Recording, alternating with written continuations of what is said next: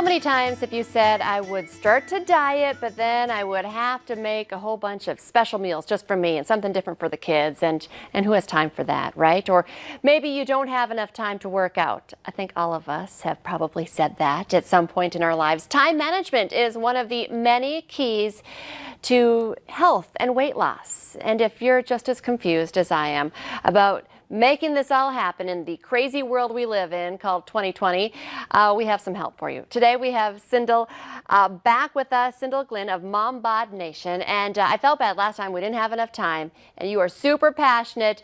You have lots of great advice. So we freed up some time. And you're going to get us all back on track in one day. Okay, no, I know we're not making those promises today. But Cindel, I just want to talk a little bit about, the busy lives that women, I think especially moms, we have so much going on. Time management is really a big part of, starting that healthy lifestyle.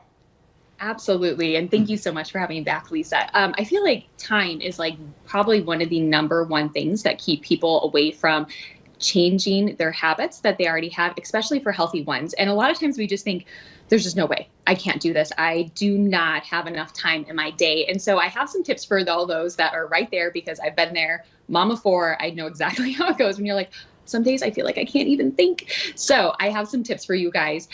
First off, I think it's really important to understand why you want to make a change when you're deciding to jump into something that's health related. What exactly is the reason that you want to make that big change, right? Become healthier.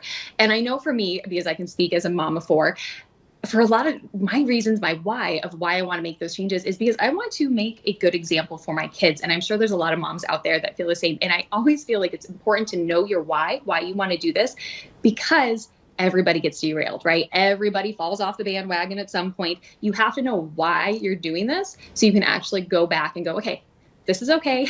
I want to do this because of X, Y, or Z.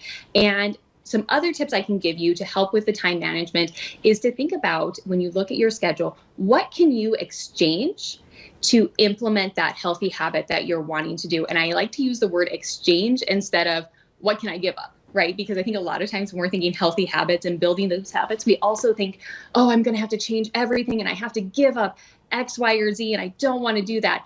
Think about what can you exchange. And for some people, it can be, maybe it's I leave the house early, maybe 15 minutes or 20 minutes early to go and get that sugar-filled coffee on my way to work. What can you exchange that maybe for spending 15 more minutes with your kids in the morning and making your coffee at home? Different things like that. It's nice to find little easy things that you can exchange that aren't going to take up a lot of time.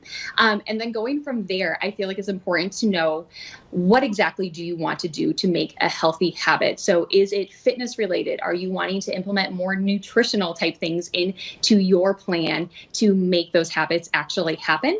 And if you have that plan in place, I feel like it's really important to know, what are your goals with it? Make short-term and long-term goals. And I think you need to implement things right away that maybe aren't going to take up a lot of time. So one healthy habit, which is super simple to implement, anybody can do this legit right now today, is getting enough water in. We all probably function in a little bit of a dehydrated state. And the goal is to get half of our body weight in water, in ounces, I should say, in ounces a day. So implementing just water and setting a short-term goal that maybe can go for the long term, where you go, okay, this week I'm going to maybe work out 3 times this week, instead of going, okay, I have to work out 7 days a week or something like that. Make kind of a smaller goal as you build a habit on it that isn't going to take up an insane amount of time right off the get-go, and will actually lead to better success, so you can get that habit built, right? And having those type of things in place are going to help you with different things that will help with planning out your schedule and your day. And it's really easy to build off those smaller things into those bigger ones. So for me, I like meal planning and prepping. That is huge and key. And I also like having a plan for my fitness. Having a plan in place is not only going to help you actually stick to your plan, but it will actually help you get back on track when because it all happens to us, like I said, when you fall off the bandwagon, having that plan right there in place. And I think one of the best things that you need to is support when you're making these changes. Talk to your family, talk to your friends, say, hey, I'm making this change. I want to do X, Y, or Z. Tell them what your goals are so they can help support you along the way. And this is probably my number one thing for all of us busy people out there. Give yourself grace. I think this is so important because it's really easy for us to start beating ourselves up when we make a plan or we set this goal and we don't get to it and we decide, okay, I didn't get to it, and we don't give ourselves that grace, and then we decide to punish ourselves. And I think it's so important not to do that because it only makes the habit not happen.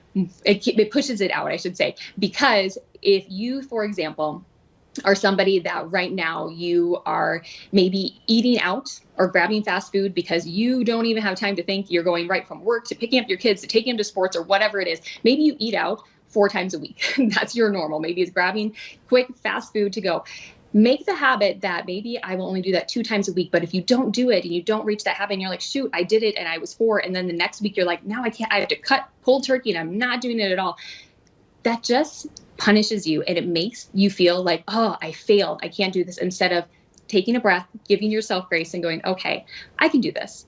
Yeah, I messed up this week, but I can start again next week. And having that fresh slate helps so much with starting to make those things into habits. Does that make sense? It totally does. I think we're hardest on ourselves. I'm obviously just like so many other moms. We beat ourselves up and I feel like I'm going to be good. And then if I am not good, well, then I might as well just go all out. Okay, we're going to take a quick break and we're going to talk about the importance of consistency. And I know we've talked about this in the past, how you make working out and being healthy a habit or part of our routine. So don't go anywhere. We'll be right back with Cyndall Glenn.